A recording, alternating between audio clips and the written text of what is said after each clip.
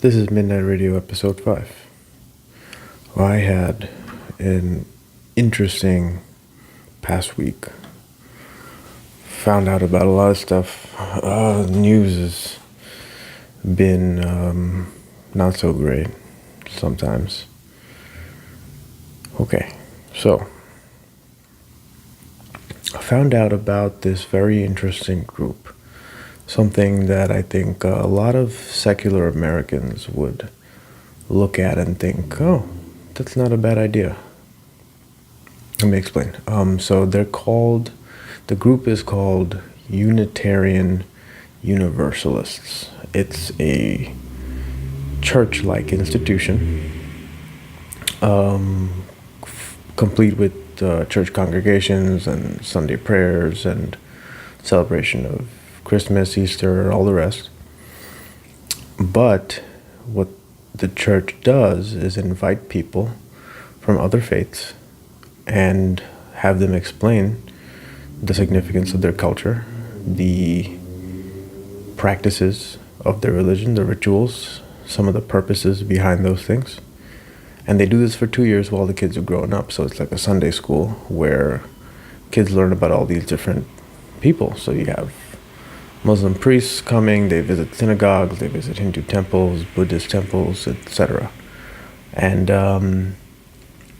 the reason that this happened, and the person I'm talking about had a mixed faith marriage. He was Catholic, his wife was Jewish. They didn't want kids growing up Jewish, they didn't want kids growing up Catholic.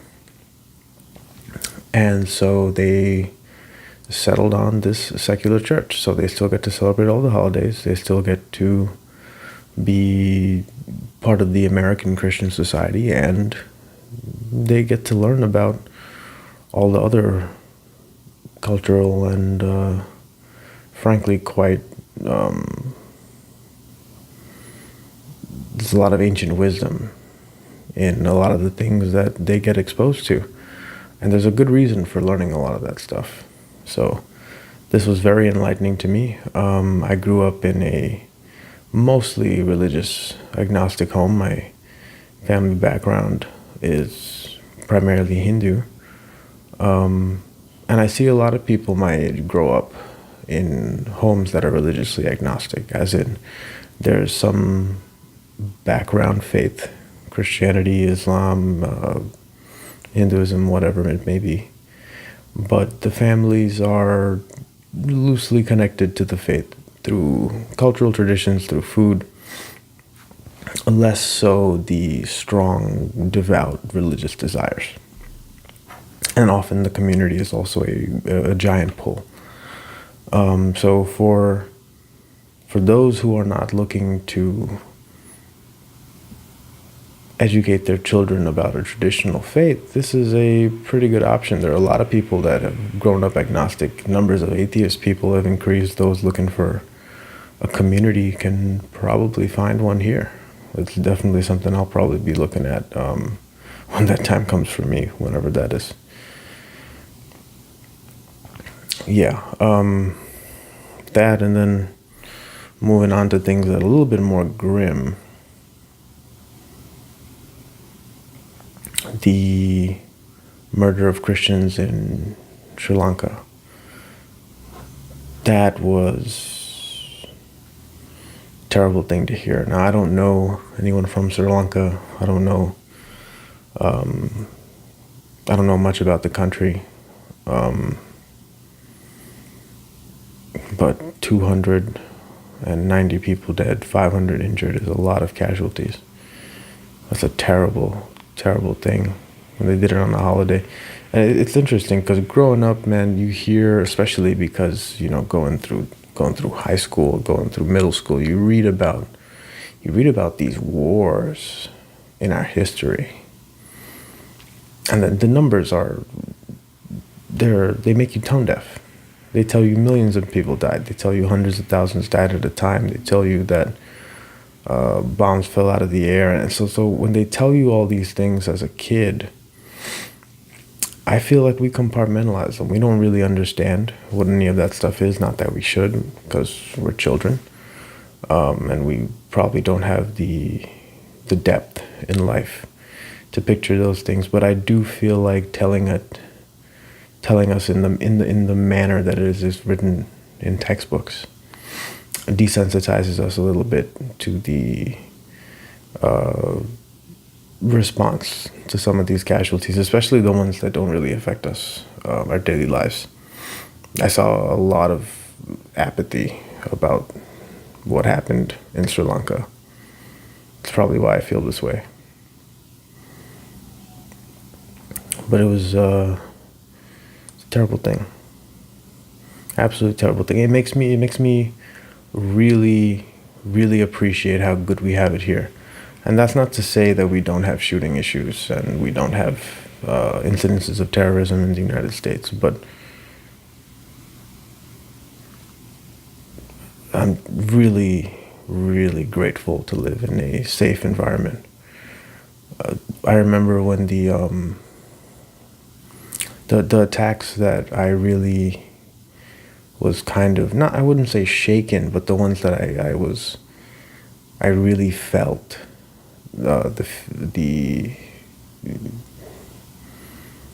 I really felt close to the people that were victims is when the attacks happened in Paris and Belgium. The reason for that is those people are just like us. Well, a lot of them are just like us. It happened in their city, and so for me, what that tells me is they get up in the morning, brush their teeth, check their phone, check the time, kind of go over what they got to do for the day at work, and then start their commute, get in their car or get on the train station, and it's a routine that I'm very familiar with, and they're living lives just like us. And I can imagine getting on my local subway stop. I can't imagine, rather. Terrible, terrible thing when innocent people get hurt like that. But yeah, really, really made me feel grateful for where I am and the level of security that we have, especially in New York City after all that's happened here.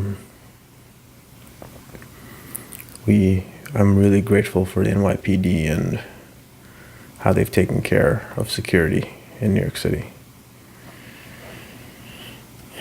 That was a bit of a heavy one for me. It was occupied my thoughts for a while. In other news, Social Security broke for the first time, and they predicted this. They actually predicted that this would happen in 2017, towards the beginning of the year. That Social Security would go negative for the first time. So the Social Security program runs on the backs of working people to provide money for the elderly or those in need of something like a pension.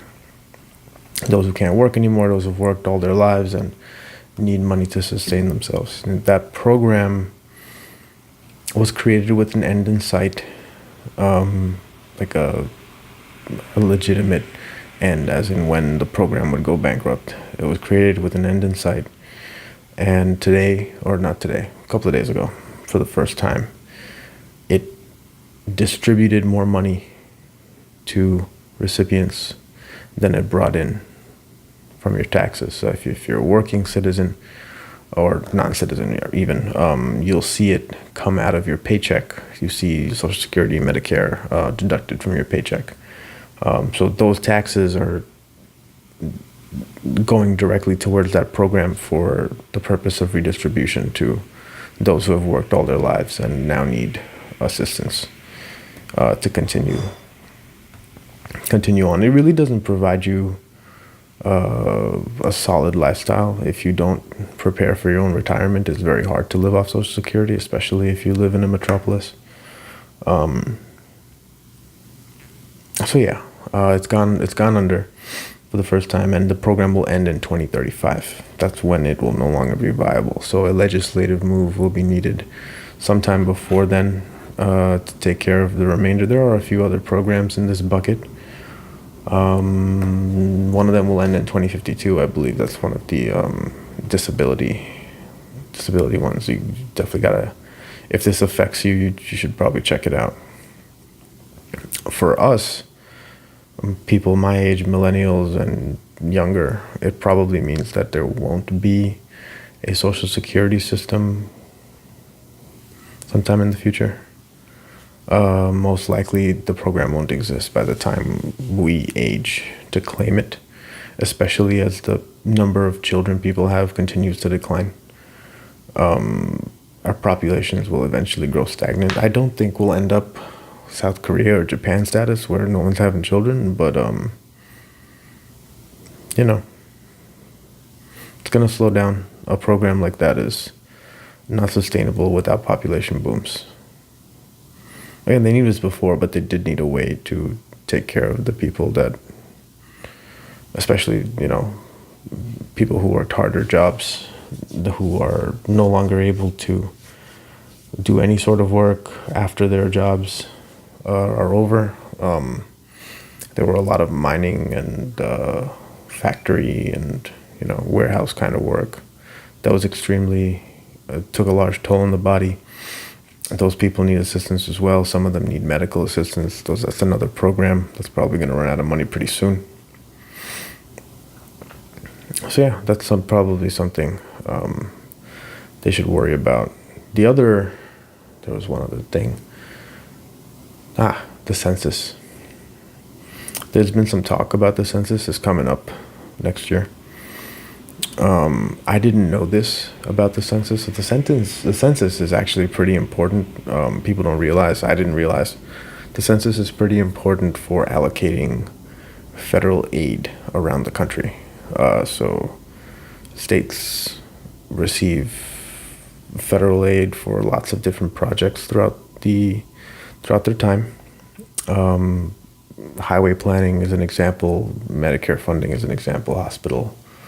Hospital expenses, things for public good, even some things for parks, schools. Lots of things are legislated and funded and budgeted out by the information on the census. And so the idea is that the citizenship, the controversial question of citizenship on the census will make less people come forward and actually tell the truth about whether they're living here or not. I think that's a reality. I think most people would also assume that's a reality. If there's a form out there and you're illegal and it's asking you if you're an illegal alien, and you're probably just gonna tell them to go away and not answer the form. So if census data is that important, and the question is it necessary? Is it necessary to know if you're a citizen? That's definitely up for debate. If you just really want to know how many people are around, probably not. But if you're going to use the data for things that are more pointed, more significant, data that you're going to eventually sell to private businesses and give them access to, and so that they can create products and services properly, and they use that data to base legislation too, so could be important.